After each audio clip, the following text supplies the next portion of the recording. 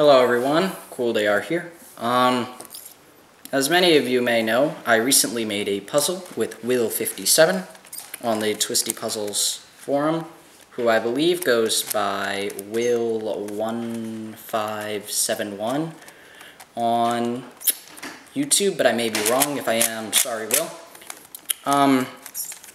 But I made this puzzle last with him, and it was a modification of a B-Cube 6, and it was shape-wise printed. So thank you again, Will, for that. And our next puzzle is inspired by two puzzles, the Void Cube and the Gigaminx, which I don't have. Now this puzzle uses a brand new void mechanism, and it is the Void Gigaminx. So now I'm going to show you the rotation of the puzzle. Let me just line everything up. And here we go. There we go. Sorry about that. One of the back layers wasn't aligned. Yes, so the rotation of the puzzle on the middle layers is excellent. As you can tell, I am finger tricking it. And the rotation on the top layers is finger trickable, as you can see. So this puzzle is much better than a Cube for You Gigaminx. But just to prove to you that it's not just these top two layers that turn, I'll move to another face,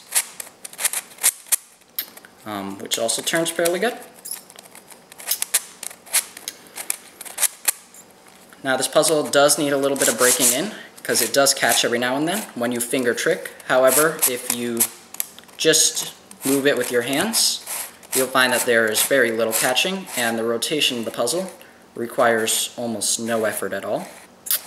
As you can see, I'm applying nearly no effort. So finger tricking is very easy on this puzzle. However, it does occasionally walk a tad. As for corner cutting on this puzzle, I'll show you right here. Because it is a void cube and has no center, corner cutting is a little bit of a problem, but as you can see, this is about half a cubie, and it takes a little bit of effort, but it can cut through it. And then half a cubie on the top layer, and with a little bit of, oh wait, that's a little too much. So as you can tell, it can then cut through it. However, it's not advised to cut corners on this puzzle. Overall though, still much better than the Void Cube in corner cutting, and has much better tolerance, well, to corner cutting. What I found is that the second layer likes cutting corners better than the top layer.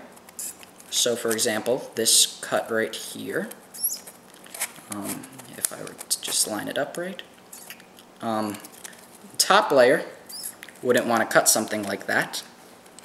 At least it shouldn't. But the second layer does. So the second layer does have better corner cutting than the top layer. But the top layer is just as good at turning as the middle layer, which is much different than the Cube for You version, Gigaminx. And as you can tell, this puzzle is a void. See, you can go through, and right there is my hand. See? And here's the Void Cube. See? You can see through that. Gigaminx. So I still need to die this puzzle, and I still need to sticker it, which I will do soon. So I hope you guys all like this puzzle. And keep an eye out on the Twisty Puzzles forum and on eBay, because within the coming months, one of these may go up for sale. So thank you all for watching. I hope you liked the Void Gigaminx. Oh yes, one thing I forgot to mention. The puzzle is very lightweight, and that's probably for obvious reasons, the voidness of the puzzle. See, there's my finger. So you can sort of put your pinky through. It's a little hard because the puzzle is much larger. But yes, the puzzle is very lightweight. Let's see. So I hope you guys all like this puzzle. As far as I'm aware, it is the first multi-layer void cube that truly has the centers gone. And as far as I'm aware, it is the first multi-layer void dodecahedron puzzle. So thank you all for watching. Me and Will may have some more cool puzzle builds for you. And that's pretty much it. So this is the world's first void Gigaminx. Thank you for watching.